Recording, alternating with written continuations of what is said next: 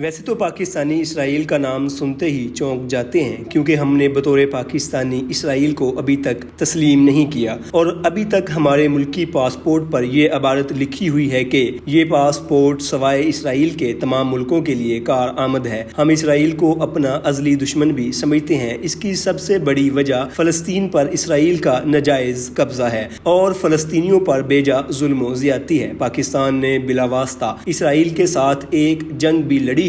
یوں سمجھ لیجئے کہ اسرائیل پاکستانیوں کے لیے ایک ریڈ لائن ہے جسے وہ کبھی بھی کراس نہیں کرنا چاہتے، لیکن یہ حقیقت بھی موجود ہے۔ اسرائیل نے سائنس اور ٹیکنالوجی میں بہت زیادہ ترقی کی اور اقوام عالم میں اپنا لوہا منوایا ہے۔ دنیا بھر میں اسرائیلی ٹیکنالوجی استعمال کی جاتی ہے، لیکن پاکستان کے اسرائیل کے ساتھ کسی قسم کے سفارتی یا تجارتی تعلقات نہیں ہے، مگر حال ہی میں اسرائیلی اخبار نے دعویٰ کیا ہے کہ پاکستان نے اسرائیلی ٹیکنالوجی خریدی ہے۔ اسرائیلی اخبار نے یہ دعویٰ کیا کہ پاکستانی خفیہ ایجنسی نے موبائل فون ہیک کرنے کی اسرائیلی ٹیکنالوجی خرید لی ہے۔ کی رپورٹ کے مطابق اسرائیلی سائبر ٹیکنالوجی فرم براستہ سنگاپور بیچے گئے ٹولز FIA پولیس استعمال کرتے ہیں۔ رپورٹ میں بتایا گیا کہ FIA پولیس 2012 سے اسرائیلی سائبر ٹیکنالوجی فرم کی مصنوعات استعمال کر رہی ہے۔ بین الاقوامی شپمنٹ ریکارڈ کے مطابق اسرائیلی فرم سیلیبریٹ ایشیا پیسیفک نے 2019 تک پاکستانی کمپنیوں اور FIA کو اپنی مصنوعات بیچی۔ سندھ پولیس نے اسرائیلی فرم سیلیبریٹ کی UFHD